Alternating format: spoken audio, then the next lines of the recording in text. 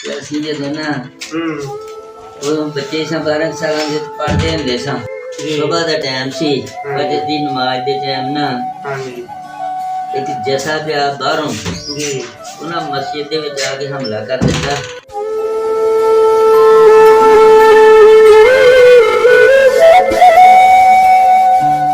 ਪਿੰਡ ਕਿਹੜਾ ਸੀ ਆਪਣਾ? ਸਾਡਾ ਕਾਕਲਾ ਸੀ ਤੇ ਜ਼ਿਲ੍ਹਾ ਕਿਹੜਾ ਸੀ? ਜ਼ਿਲ੍ਹਾ ਅੰਮ੍ਰਿਤਸਰ ਸੀ, ਤਹਿਸੀਲ ਤਰਨਤਾਰਨ। ਤਹਿਸੀਲ ਤਰਨਤਾਰਨ। ਤੁਹਾਡੇ ਵਾਲ ਸਾਹਿਬ ਦਾ ਨਾਂ ਕੀ ਸੀ? ਗੁਲਾਮ ਮੁਹੰਮਦ। ਤੇ ਦਾਦੇ ਦਾ ਨਾਂ? ਉਮਰਦੀਨ। ਕਿੰਨੀ ਕੁ ਆਬਾਦੀ ਸੀ ਉੱਥੇ ਤੁਹਾਡੀ? ਆਬਾਦੀ ਪਿੰਡ ਠੀਕ ਠਾਕ ਸੀ, ਪੂਰਾ ਮੁਸਲਮਾਨ ਹੀ ਵਿੱਚ ਬੜੇ ਸੀ। ਸਿੱਖਾਂ ਦੀ ਅਕਸਰੀਅਤ ਬਹੁਤੀ ਸੀ। ਸਿੱਖਾਂ ਦਾ ਇੱਕ ਮੈਨੂੰ ਮਾਸਟਰ ਦਾ ਹੀ ਨਾਂ ਯਾਦ ਆ, ਜਿੱਥੇ ਅਸੀਂ ਪੜ੍ਹਦੇ ਹੁੰਦੇ ਸੀ ਨਾ, ਮਾਸਟਰ ਸੀ ਜਿਹੜਾ, ਉਹਦਾ ਨਾਂ ਸੀ ਕੋਲੂ ਰਾਮ। ਜਿਸ ਬਾਜ਼ਾਰ 'ਚ ਅਸੀਂ ਰਹਿੰਦੇ ਸੀ ਨਾ, ਉੱਥੇ ਸਿੱਖਾਂ ਦੇ ਘਰ ਵੀ ਸੀ। ਸਿੱਖ ਵੀ ਬੜੇ ਠੀਕ ਠਾਕ ਸੀ। ਉਹ ਕਹਿੰਦੇ ਭਾਜੋ ਜੱਸਾ ਪੈ ਗਿਆ, ਜੱਸਾ ਪੈ ਗਿਆ। ਤਵ ਦਬ ਨਾ ਬੱਚਿਆਂ ਨੂੰ ਚੁੱਕ ਕੇ ਨਾ ਤੇ ਜਿੱਦੇ ਪੈਰੀ ਕੇ ਜੁੱਤੀ ਉਹਨੂੰ ਜੁੱਤੀ ਮਾਰੀ ਆ, ਨੰਗੇ ਪੈਰੀ ਉਹਦਾ ਨਿਆਣਾ ਫੜਿਆ ਤੇ ਭੱਜ ਗਏ ਸਾਰੇ ਆਪਣੇ ਬੱਚਿਆਂ ਨੂੰ ਲੈ ਕੇ।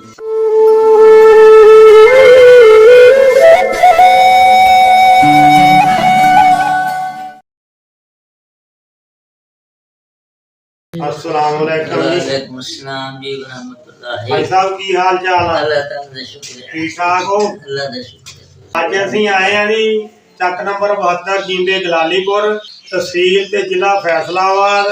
ਆਲੇ ਦੁਆਲੇ ਪਿੰਡ ਹੈਗੇ ਆ 1675 ਪੈਂਸਰਾ, 275 274 ਸਢਾਰਾ ਕਲਾਂ ਤੇ ਮਾਲਾ ਗੋਂਦੀਆਂ 273 ਝਪਾਲ ਕੱਲਾ ਹੀ 73 78 ਸਾਲੀਆਂ ਨਾਗੋਗੀ ਤੇ ਆਲੇ ਦੁਆਲੇ ਪਿੰਡ ਹੀ ਸਾਡੇ।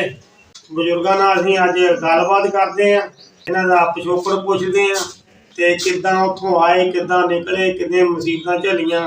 ਤੁਹਾਡੀ ਉਮਰ ਉਦੋਂ ਕਿੰਨੀ ਸੀ? ਮੇਰੀ ਉਮਰ ਜੀ ਉਦੋਂ ਹੈਗੀ ਸੀ 12 ਸਾਲ ਦੀ।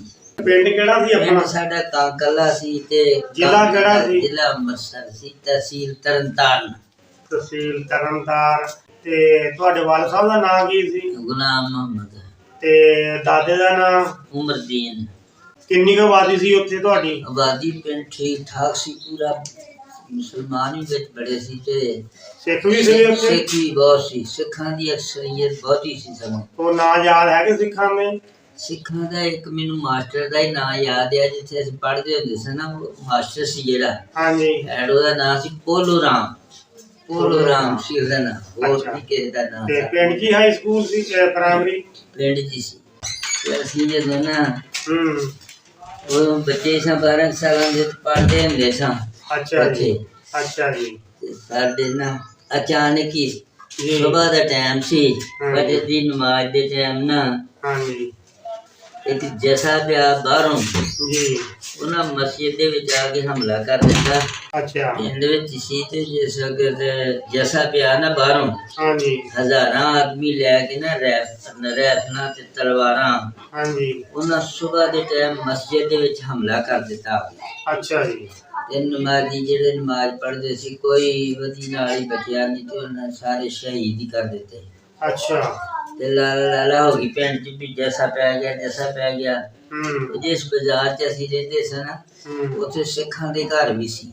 ਸਿੱਖ ਵੀ ਬੜੇ ਠੀਕ ਠਾਕ ਸੀ ਤੇ ਉਹ ਭੱਜ ਕੇ ਨਾ ਆ ਗਏ ਸਾਡਿਆਂ ਘਰਾਂ 'ਚ। ਉੱਥੇ ਮੁਸਲਮਾਨਾਂ ਦੇ ਘਰ ਸੀ 5-7 ਉਸੇ ਗਲੀ 'ਚ। ਉਹ ਕਹਿੰਦੇ ਭਾਜੋ ਜੱਸਾ ਪੈ ਗਿਆ, ਜੱਸਾ ਪੈ ਗਿਆ। ਉਹਨਾਂ ਨੇ ਕਿਹਾ ਉਧਰ ਕਤਲਾਮ ਸ਼ੁਰੂ ਹੋ ਗਈ ਆ ਤੇ ਮੁਸਲਮਾਨਾਂ ਨੂੰ ਕਤਲ ਕਰੀ ਜਾਂਦੇ ਆ। ਤੇ ਤਵ ਦਬ ਨਾ ਬੱਚਿਆਂ ਨੂੰ ਚੁੱਕ ਕੇ ਨਾ ਤੇ ਜਿੱਦੇ ਪੈਰੀ ਕੇ ਜੁੱਤੀ ਉਹਨੂੰ ਜੁੱਤੀ ਮਾਰੀ ਆ, ਨੰਗੇ ਪੈਰੀ ਉਹਦਾ ਨਿਆਣਾ ਫੜਿਆ ਤੇ ਭੱਜ ਗਏ ਸਾਰੇ ਆਪਣੇ ਬੱਚਿਆਂ ਨੂੰ ਲੈ ਕੇ। ਉਹ ਕਹਿੰਦੇ ਸਾਡੇ ਘਰ ਆ ਜਾਓ, ਸਾਡੇ ਘਰ ਆ ਜਾਓ। ਉਹ ਲੈ ਕੇ ਆਪਣੇ ਘਰ ਚਲੇ ਗਏ। ਉਹ 5-4 ਘਰਾਂ ਨੂੰ, 5-4 ਘਰ ਸੀ ਉੱਥੇ ਮੁਸਲਮਾਨਾਂ ਦੇ। ਉਹਨਾਂ ਨੇ ਜਾ ਕੇ ਨਾ ਅੰਦਰ ਆਪਣੇ ਬਾਹਰ ਕੇ ਬਾਹਰੋਂ ਬੂਹੇ ਬਾਹਰ ਮਾਰ ਦਿੱਤੇ। ਆਪ ਦਰਵਾਜ਼ੇ ਦੇ ਅੱਗੇ ਲੈ ਕੇ ਬਹਿ ਗਏ ਤਲਵਾਰਾਂ। ਹੈਗੇ ਸੀ ਤੁਹਾਡੀ ਹਿਫਾਜ਼ਤ ਵਾਸਤੇ? ਹਾਂ, ਸਾਡੀ ਹਿਫਾਜ਼ਤ ਵਾਸਤੇ ਹੈ ਬਾਬਾ। ਤੈਕੀ ਵਾਲੇ ਸੀ ਸਿੱਖੋ। ਉਹ ਬਹਿ ਗਏ ਜਿਸ ਕਿਤੇ ਇੱਧਰੋਂ ਜਦੋਂ ਜੱਸਾ ਗਿਆ ਨਾ ਹਜ਼ਾਰਾਂ ਬੰਦਿਆਂ ਦਾ, ਉਹਨਾਂ ਘਰਾਂ 'ਚ ਜਾ ਵੜੇ ਮੁਸਲਮਾਨਾਂ ਦੇ। ਜਿਹੜੀ ਉਹਨਾਂ ਦੇ ਸ਼ੈ ਹੱਥ 'ਚ ਆਈ ਉਹ ਲੈ ਗਿਆ। ਲੰਘ ਕੇ ਗਾਂ ਤੇ ਜਾ ਕੇ ਨਾ ਉਹਨਾਂ ਦੇ ਸਾਹਮਣੇ ਚਲੇ ਗਏ। ਉਹਨਾਂ ਨੂੰ ਕਹਿੰਦੇ ਵੀ ਇੱਥੇ ਆ ਜਿਹੜੇ ਘਰ ਸੀ ਮੁਸਲਿਆਂ ਦੇ ਉਹ ਕਿੱਥੇ ਚਲੇ ਗਏ? ਉਹ ਕਹਿੰਦੇ ਉਹਦੇ 5-7 ਦਿਨਾਂ ਦੇ ਇੱਥੇ ਚਲੇ ਗਏ ਜੀ। ਉਹਨਾਂ ਨੂੰ ਤਾਂ 5-7 ਦਿਨ ਹੋ ਗਏ ਇੱਥੋਂ ਗਿਆ ਨੂੰ, ਇੱਥੇ ਉਹ ਕਿੱਥੇ ਆ? ਅੱਛਾ ਯਾਰ ਐਂ ਲੱਗਦੇ ਜਿਵੇਂ ਕਿਤੇ ਜੰਗ ਜੁੰਗ ਨਾ ਕਿਤੇ ਜਿਵੇਂ ਕਿ ਉਹ ਕਹਿੰਦੇ ਕਈਆਂ ਦਿਨਾਂ ਦੇ ਚਲੇ ਗਏ ਆ ਨਹੀਂ ਇੱਥੇ। ਅੱਛਾ ਉਹ ਆਪਣੇ ਬੂਹੇ ਕੀ ਤਕੜੇ ਹੋ ਕੇ ਬੈਠੇ ਰਹੇ। ਉਹਨਾਂ ਆਖਿਆ ਉਹ ਇੱਥੇ ਹੈ ਨਹੀਂ, ਜੇ ਹੁੰਦੇ ਨਾ ਤੇ ਅਸੀਂ ਦੱਸ ਦਿੰਦੇ। ਅੱਛਾ ਤੇ ਐਵੇਂ ਨਾ ਕਿਸੇ ਦੀ ਗੱਲ ਸੁਣੀ ਸੁਣਾਈ ਦੇ ਤੇ ਅਮਲ ਕਰਿਓ ਤੇ ਤੁਸੀਂ ਨਾ ਵਾਪਸ ਚਲੇ ਜਾਓ। ਉਹ ਸੀ ਸਾਡੇ ਪਿੰਡ ਦੇ ਲਾਗੇ। ਅੱਛਾ ਜੀ। ਉੱਥੇ ਕਾਫਲਾ ਬੈਠਾ ਸੀ ਮੁਸਲਮਾਨਾਂ ਦਾ। ਹਾਂਜੀ ਤੇ ਉੱਥੇ ਉਹਦੇ ਪਰਿਵਾਰ ਚਲੇ ਗਿਆ ਜੀ। ਉਹ ਫਿਰ ਸਿੱਖਾਂ ਤੋਂ ਬਚਾ ਕੇ ਨਾ ਇਸੇ ਤਰ੍ਹਾਂ ਰਾਤ ਪੈ ਗਈ ਨਾ ਜਦੋਂ ਕਾਫੀ ਜੀ। ਉਹਨਾਂ ਰੋਟੀਆਂ ਰਾਟੀਆਂ ਨੂੰ ਲੈਣ ਵਾਲੀਆਂ ਪਕਾ ਕੇ ਨਾ ਜਿਹੜੇ ਬੰਦੇ ਸੀ ਤਿੰਨਾਂ ਚੌਂ ਘਰਾਂ ਦੇ ਏਜੰਟ ਤੇ ਆਖਰ ਤਿੰਨਾਂ ਚੌਂ ਘਰਾਂ ਦਾ ਜੀ ਏਜੰਟ ਕਾਫੀ ਹੁੰਦਾ। ਹਾਂਜੀ ਉਹਨਾਂ ਨੂੰ ਉਹਨਾਂ ਰੋਟੀ ਮਿੱਠੀ ਆਖਿਆ ਰੋਟੀ ਬੁਰਕੀ ਖਾ ਲਓ। ਉਹ ਫਿਰ ਕਹਿਣ ਲੱਗੇ ਵੀ ਸਾਨੂੰ ਇੱਥੇ ਨਾ ਡਰ ਹੁੰਦਾ ਵੀ ਅੱਗੇ ਮੁਸਲਮਾਨਾਂ ਦਾ ਕੰਮ ਪਿਆ ਤੇ ਉਹ ਨਾ ਸਾਨੂੰ ਮਾਰ ਦੇਣ। ਤੁਸੀਂ ਹੁਣ ਇੱਥੋਂ ਚਲੇ ਜਾਓ ਅੱਗੇ ਤੇ ਅੱਗੇ ਮੁਸਲਮਾਨ ਹੀ ਆ। ਇਹਨੇ ਸਾਡੇ ਨਾਲ ਬੰਦੇ ਨਾ ਡਰਦੇ ਨਾ ਜਿਹੜੇ ਸਿਆਣੇ ਬੰਦੇ ਸੀ ਉਹ ਕਹਿੰਦੇ ਅੱਗਿਓਂ ਵੀ ਅਸੀਂ ਤੁਰੇ ਹੀ ਕੋਈ ਜੈਸਾ ਪੈ ਗਿਆ ਸਾਨੂੰ ਕਤਲ ਕਰ ਦਿਓ। ਉਹ ਫਿਰ ਉੱਥੇ ਕਮਾਦਾਂ ਦੇ ਵਿੱਚ ਕਮਾਦ ਝਾੜ ਕੇ ਉੱਥੇ ਬੈਠੇ ਰਹੇ। ਉੱਥੇ ਸਹਿਮ ਸੁਮ ਗਏ ਬੱਚਿਆਂ ਨੂੰ ਆਪਣੇ ਲੈ ਕੇ ਕੋਦਾਂ ਚੁੱਪ ਕਰਕੇ ਇੱਥੇ ਜਦੋਂ ਅਜ਼ਾਨਾਂ ਹੋਈਆਂ ਨਾ ਸੁਬਾਹ ਦੀਆਂ ਵਿੱਚੋਂ ਫਿਰ 5-7 ਬੰਦੇ ਗਏ। ਉਹਨਾਂ ਨੇ ਜਾ ਕੇ ਨਾ ਉੱਥੇ ਉਹਨਾਂ ਨੂੰ ਦੱਸਿਆ ਵੀ ਅਸੀਂ ਰਾਤ ਦੇ ਇੱਥੇ ਕਮਾਦ ਚ ਲੁਕੇ ਹਾਂ ਤੇ ਸਾਨੂੰ ਸਿੱਖ ਛੱਡ ਗਿਆ ਸੀ ਤੇ ਇੰਨਾ ਵੀ ਅਸੀਂ ਜੀ ਸਾਰੇ ਬਚੇ ਆ। ਸਾਨੂੰ ਮਿਲਿਆ ਕੋਈ ਨੀਗਾ ਕਤਲ ਕਰਨ ਵਾਲਾ, ਬਚ ਗਿਆ।